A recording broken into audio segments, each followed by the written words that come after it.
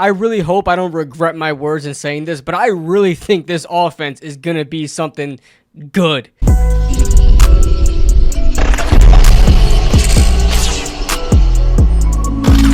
What is going on, guys? What is going on, 27 Squad? Welcome back into another video. Today we're going to be recapping OTA day number 9. We are in the home stretch of these OTA practices. Their final one will be held tomorrow. We'll be making a video for them tomorrow on Friday, and then after that would be minicamp, but I am going on vacation, so I won't be making any videos. I don't know if they're going to put out any content either, so this is probably like the second to last day you guys are going to hear from me for about a week.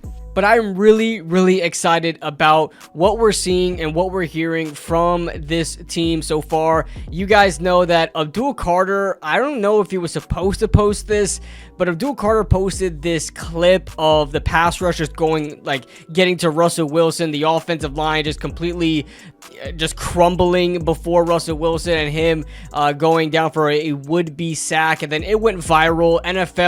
The NFL Instagram posted it and the Twitter posted it. It went absolutely viral. Everybody retweeted it, reposted it. Now, I will say that it looks amazing, right? You love to see the combination of Brian Burns, Dexter Lawrence, Kayvon Thibodeau, and Abdul Carter.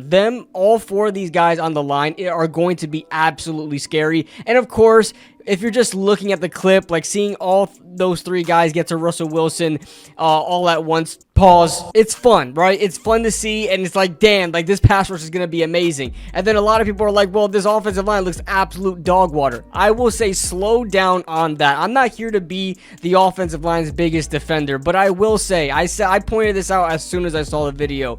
I said, guys, there are no pads on. There's a reason why we have a rule on this channel when we cover OTA practices and other summer practices where they don't involve pads. I don't care about the trenches. I don't care about the offensive line or the defensive line, because it's very hard to gauge how good a player is or who really got the win, because there are no pads on. There is not a lot of contact. One of the biggest factors when it comes to an offensive lineman and being able to stop a pass rush is getting a grip on the actual pads themselves.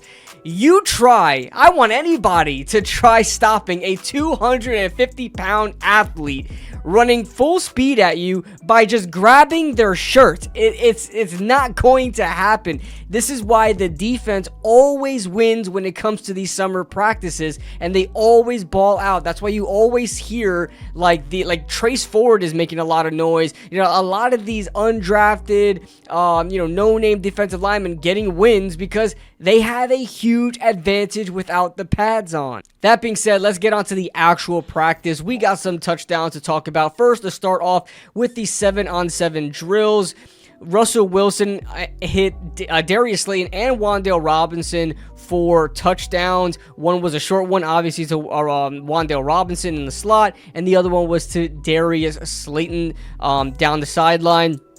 And listen, Russell Wilson, and watching him and his highlights is it's so fun to see, really. The way he throws the ball so effortlessly, and it comes out with velocity, it comes out with accuracy, it comes out with ball placement, timing is all there. I love to see it. That's not to say that Russell Wilson is probably going to light it up with the Giants, but it's a huge difference than what we've been seeing the past couple of years, and forcing ourselves to like it. We talked about this last OTA practice where John Schmoke noted that he's really, the Giants offense are just really airing it out now. They're just throwing deep all the time. They're attempting longer passes. They're actually completing longer passes. In today's practice, Darius Slayton and Wan'Dale Robinson talked a little bit about Russell Wilson and what they feel about him as a passer. It's been awesome. His knowledge of the game has shown already.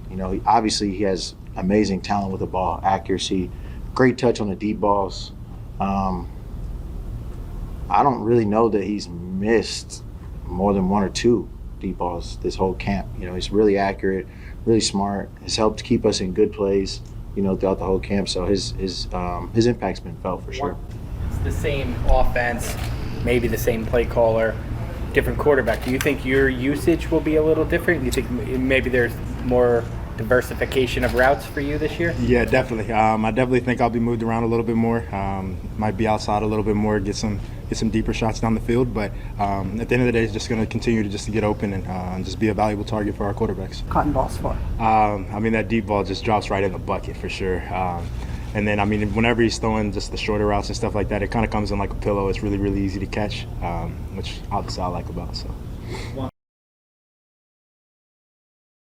I really love what Slayton and Wandale said about Russell Wilson. It gives me confidence. It gives me confidence, and I see it. I see it in the highlights. You see, you know, the ball coming out of his hands, even on shorter passes. Yes, is it coming out with some velocity? Sure, but they're not like absolute heaters where the wide receiver is just off timing and not able to catch the ball because it's just like getting to him so fast. Like they're not able to secure it quickly. You know, we've seen quarterbacks like that in the past, not necessarily with the Giants, but you know, you see a quarterback just absolutely zip a slant or zip a quick drag when it's not necessary. Like Russell Wilson understands how hard to throw a ball, the timing, the precision, the placement, leading the receivers. All these highlights are him leading the receiver. How many times have we seen Daniel Jones OTA highlights and the highlight is like a tight end having to slow down for a ball? A tight end. More 7-on-7 touchdowns. We had Jackson Dart hitting Daniel Bellinger for a deep corner touchdown that a lot of people are talking about. I love how Jackson Dart is not scared to air it out. It looks like he's got that young, wild and free sort of mentality to him where he's a young gun. He wants to, you know, prove to everybody that he's the guy and he's out there doing it. He's not scared to throw the ball deep, and that's what we want to see from a quarterback. We need a guy not scared to throw it, and of course, complete it more often than not. But I mean, he had good accuracy on that Daniel Bellinger touchdown where he was able to fit it right over a defender and into the hands of Daniel Bellinger. Jameis Winston in 7-on-7 drills also had a touchdown to Dante Miller. Moving on to 11-on-11 drills, Tommy DeVito hit Dalen Combre for a deep touchdown. Jackson Dart hit Daquan Felton for a touchdown in the back of the end zone. And also, Jameis Winston hit Bo Collins, a name that we're hearing more and more often, the undrafted free agent out of Notre Dame. Talking about the defense, we have a no-name guy. I've never heard of this guy, and usually I know every Giant on the roster. Corey Durden, I don't know who that is. Defensive lineman caught an interception, the lone turnover of the day, an interception off a tipped pass from undrafted rookie free agent out of Oklahoma State or Oklahoma, one of those. He was at both of them, I believe, and that's Trace Ford. Dane Belton is continuing to make noise in OTA practice. I'm telling you, he's a practice warrior. This man is a practice warrior. He's like Kobe of OTA practices. He had a sack and a pass deflection, as well as Micah McFadden and Darius Muasau sharing a sack as well. Big pause. Abdul Carter, Elijah Chapman, and Brian Burns. I mean, I'm saying Brian Burns, his name every single practice when it comes to getting these would-be sacks. There has not been one OTA. This is the 9th practice out of 9 practices that I'm talking about Brian Burns getting a would-be sack. This guy is like on a legacy run right now. Give him a day off, Brian Daboll. Give him a day off. I mean, he's like the best pass rusher on the team right now, and he's showing it every single practice. He doesn't need to practice anymore. Like let Abdul Carter take a spot and let's see what he can do, because my God. The notes also said that he swatted a ball on the line, and the ball went like 10 yards backward. So there's that. To wrap it up, Drew Phillips had the best pass deflection of the day, knocking a ball on the sideline out of bounds after a scramble drill. So, you know, the offense was was out there longer than they should, and the defense obviously were covering longer than they should. So that is the practice, guys. Leave your thoughts in the comment section below what you guys thought about the OTA practices. We got one more before we start minicamp and other offseason programs. And the Giants also announced that they're going to have 2 joint practices with the New York Jets. I kind of expected that already, so excited about that, and we'll get some more content out for you guys, of course. So that being said, I'm working on a video. I think I'm gonna work on a video, but I go on vacation. I'm leaving to Texas on Monday. I think I can get it out before then, but we will see. That being said, leave your thoughts in the comment section below. Leave a like if you guys enjoyed, subscribe if you're new to the channel, and we'll see you guys in the next one.